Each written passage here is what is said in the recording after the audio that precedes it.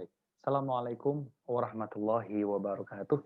Alhamdulillahirabbil alamin wa bihi nasta'in ala amri dunya waddin wa ala alihi wa sahbihi ajma'in amma ba'du. Baiklah mahasiswaku sekalian, pada kali ini Bapak akan menyampaikan materi selanjutnya terkait dengan botani farmasi dalam topik eh, morfologi bunga. Nah, kita ketahui bersama bahwa suatu hal yang menarik dalam bunga, di dalam suatu tanaman adalah bunga, ya. Meliputi ada kelopak, meliputi ada alat stamen dan pistilum, kemudian ada juga corolla atau mahkota bunga. Kita akan lihat lebih lanjut, ya, kita akan kenal, bahkan nanti kita akan jelaskan bagian bunga mana saja, ya, yang sudah ada penelitian terkait dengan pengobatan. Baik, saya akan share screen.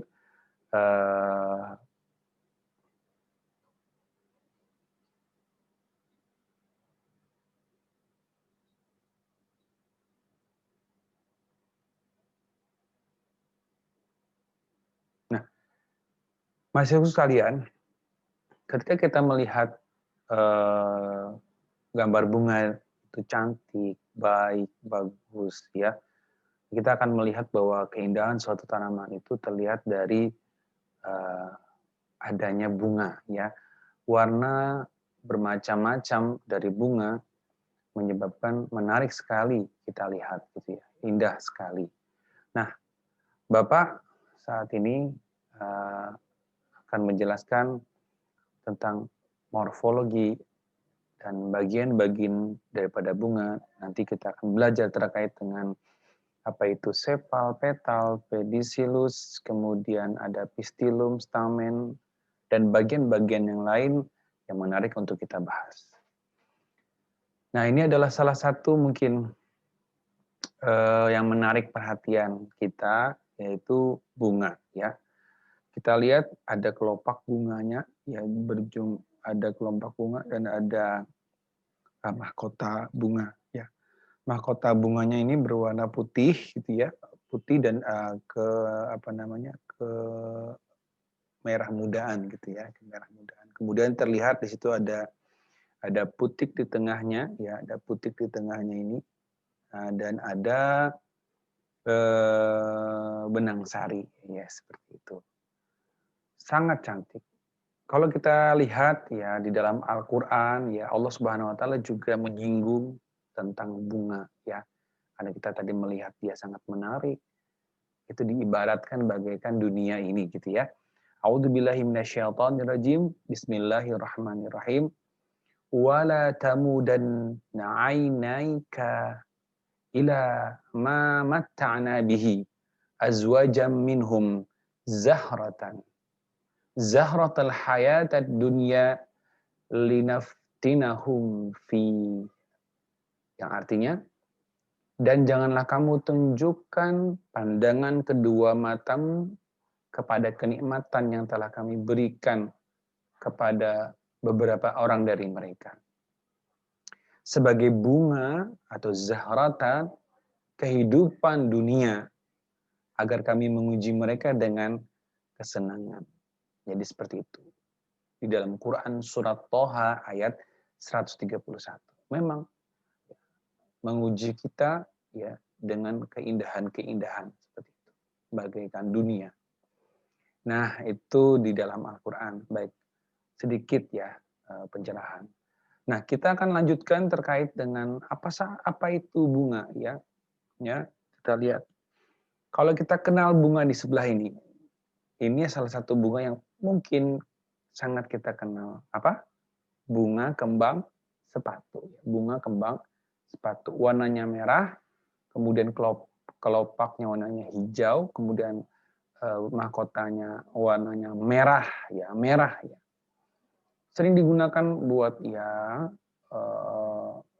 perindahan taman bunga, ya, di pagar juga bisa, gitu ya, kadang kemudian sering dipakai juga untuk banyak sekali fungsinya, ya. Yang penting untuk keindahan di rumah. Ini dia bagian-bagian daripada bunga itu.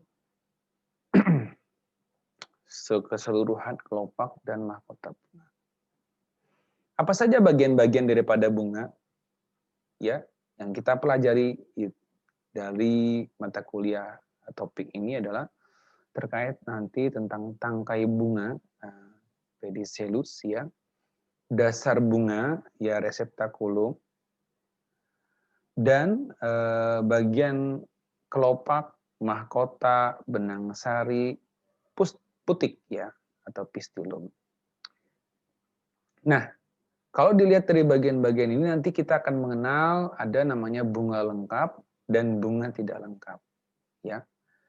Jikalau disebut dengan bunga lengkap berarti dia mempunyai keseluruhan baik itu tangkai, dasar, kelopak, mahkota, benang sari dan putik.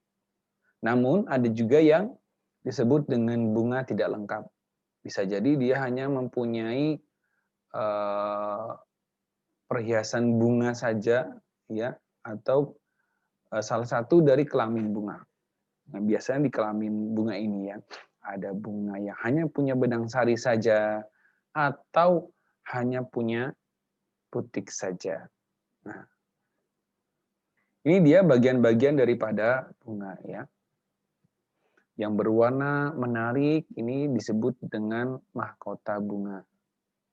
Yang warna hijau kemudian bersambung ini nanti tangkai bunga yang bersambung kepada kelopak bunga. Kemudian ada bagian putik yang nanti dimulai dari kepala putik ya, kemudian tangkai putik sampai ke dasar putik yang berisi nanti bakal biji.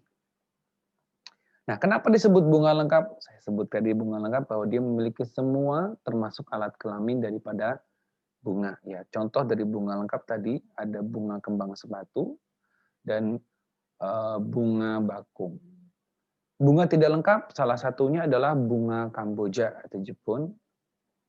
Kemudian bunga kelapa, ya bunga kelapa, ya bunga kelapa. Kelapa punya bunga punya ya, tapi dia tidak lengkap. Nah, kita akan mengkategorikan tadi bunga pertama berdasarkan kelengkapan alat kelaminnya. Ya. Nah, ada yang bunga itu berkelamin dua, yaitu bunga banci. Ada benang sari dan putik, ya ada benang sari dan putik. Contoh bunga tadi ya, bunga hibiscus rosa sinensis. Dia disebut bunga sempurna sekaligus bunga banci. Kenapa? Ada kelamin jantan dan betina di dalam satu bunga. Berikutnya adalah bunga berkelamin satu, yaitu bunga yang hanya punya benang sari atau hanya punya putik saja. Contohnya pada zimes. Nah, kalau zimes ini nanti di satu tanaman ya, ada bunga jantan dan ada bunga betina itu ya. Bagaimana penyerbukannya gitu ya. Nanti dari benang sari ke putik. Bukan pada satu bunga ya, tapi pada bunga yang berlainan. Jadi bunga jantan dan punya bunga betina. Berikutnya tak berkelamin. Arti tak berkelamin berarti bunga itu tidak mempunyai benang sari ataupun tidak mempunyai putik. Contohnya pada bunga tepi Helianthus annus. Helianthus annus itu nama lain dari bunga matahari. Kita akan lihat ya. Ini dia bunga kembang sepatu ya, tadi disebut juga bunga sempurna, tapi sekaligus bunga banci ya. Kenapa? Karena di dalam satu bunga ini terdapat kelamin jantan dan kelamin betina. Nah, berikutnya adalah bunga jagung tadi ya. Di dalam satu tanaman itu ada bunga jantan sendiri, bunga betina sendiri. Nah, ini bunga matahari Helianthus annus yang dimasukkan ke dalam bunga steril, nah, tidak punya alat kelamin. Bunga matahari ini ternyata di berbagai negara bisa juga dimanfaatkan untuk produksi kuaci ya, kuaci bunga matahari ya. Mungkin kalian senang sekali kewaci ya, menemani pekerjaan sehari-hari ya. Nah, berikutnya berdasarkan rumah ya, ada dari bunga uniseksual ya. Ada yang disebut bunga berumah satu. Artinya apa? Tadi ya, monoseus. Jadi berumah satu. Ada bunga jantan dan ada bunga betina, tapi dalam satu tanaman. Satu tanaman. Kan satu tandan jagung gitu ya. Ada bunga jantannya, ada bunga betina. Ya.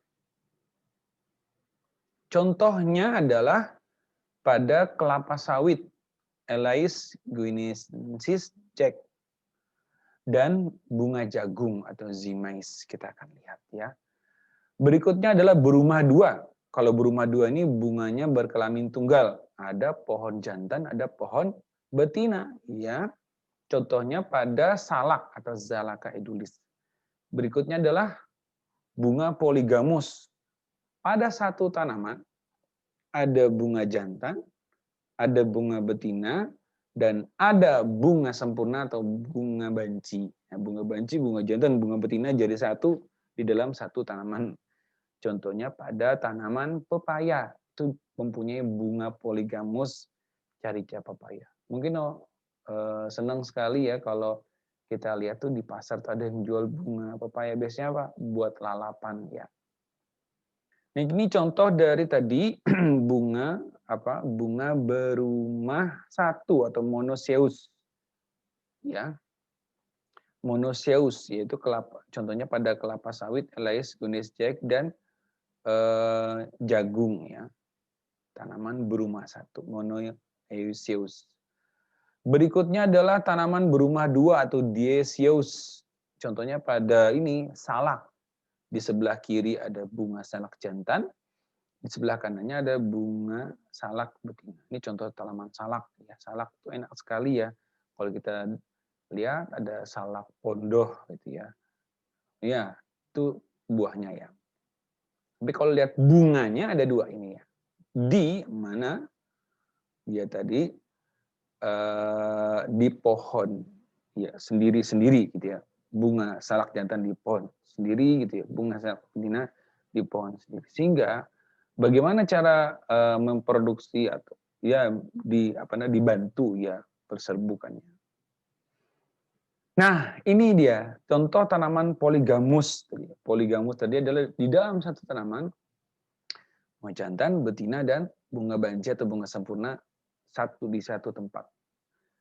Ini dia kalau kita belah-belah ya, dia ada ini dia bunga betina, kemudian bunga jantan yang di tengahnya adalah bunga yang hemaprodit ya. Ini ciri-cirinya ya sudah kita lihat ya. Ini adalah pohon dari pepaya ya, carica papaya. Baik. Berikutnya berdasarkan letak bunga. Ya, mahasiswa sekalian, ternyata bunga pun ada berdasarkan letaknya. Yang pertama adalah terminalis. Jika bunga itu terletak di ujung ya suatu pohon atau tumbuhan ya. Dia berada di ujung. Nah, itu disebut dengan bunga terminalis. Nah, bunga terminalis ini ya contohnya adalah pada bunga kembang coklat. Yang kedua adalah kembang merak. Zephyranthus rosea, kembang coklat. Caesalpinia pulcherrima pada kembang merak. Berikutnya yang pada lateralis. Ini kan tadi terminalis di ujung. Kemudian pada akselaris ya, akselaris atau lateralis. Di sini nanti ada timbul bunga di ketiak daun. Contohnya pada Hibiscus rosa sinensis tadi. Hibiscus rosa sinensis itu muncul di ketiak daun ya. Berikutnya adalah Cocos nucifera atau kelapa. Nah, ini contoh bunga terminalis tadi. pada Zebranthes rosea, dan pada Caesalpinia pulcherrima atau kembang merah. Ini pada bunga axillaris, tadi di ketiak daun, kembang sepatu ya. Ini pada Cocos nucifera. Berikutnya berdasarkan jumlah bunga dalam satu tanaman. Jumlah bunga dalam satu tanaman. Ada satu tanaman sekuntum bunga. Disebut dengan planta uniflora. Contohnya pada tadi, Zephyranthes rosea atau kembang coklat. Kemudian satu tanaman lebih dari satu kuntum bunga, tapi dia tersebar sendiri-sendiri. Disebut dengan flores sparsi. Contohnya pada mentimun atau cucurbita. Berikutnya adalah satu tanaman lebih dari satu kuntum bunga, kemudian membentuk perbungaan atau bunga majemuk atau inflorensia. Contohnya pada mangga, itu Mangifera indica. Berikutnya adalah satu kuntum bunga. Ini contoh satu kuntum tanaman, satu kuntum bunga. Tadi ya, Zephyranthes rosea. Dan kuntum bunganya tersebar-sebar, kuntum bunga tersebar sendiri-sendiri. Nah, ini tadi yang pada satu sumbu bersama. Ini disebut dengan bunga majemuk. Iya, tadi kan disebut dengan ya. Satu tanaman lebih dari satu kuntum bunga membentuk perbungaan majemuk. Pada Mangifera indica, ini sebelah kiri Mangifera indica, dan Caesalpinia pulcherrima, yang disebut dengan kembang merah. Nah, saudara-saudara sekalian, ini kalau kita kaitkan dengan penelitian, ya ternyata ada bunga ya yang bermanfaat untuk kesehatan. Salah satu penelitian yang kami kerjakan dulu ya, yang diterbitkan di sebuah jurnal, African Journal Online di Afrika ya, di Ajol ya. Itu terkait dengan bunga rosella ya. Bunga rosella ya kaya akan manfaat ya sebagai agen antihipertensi, anti diabetes, antioksidan sampai anti kanker. Ya, penelitian yang dilakukan oleh guru saya ya Nur Hasanah ya Bu Nur Hasanah, sekarang Profesor Nur Hasanah, Bu Dr. Laila Hayunurani dan saya ya membuktikan bahwa ekstrak etanol dari rosella ini mampu meningkatkan enzim GSH ya, meningkatkan enzim GSH transferase, suatu enzim yang meningkatkan kadar antioksidan glutathione ya, antioksidan endogen di dalam tubuh. Ini adalah contoh dari jurnal yang terbit di Ajol. Ini adalah contoh dari tanaman bunga rosella. Demikian materi hari ini. Silakan nanti jika ada diskusi kita lanjutkan. Terima kasih. Good luck. Assalamualaikum warahmatullahi wabarakatuh.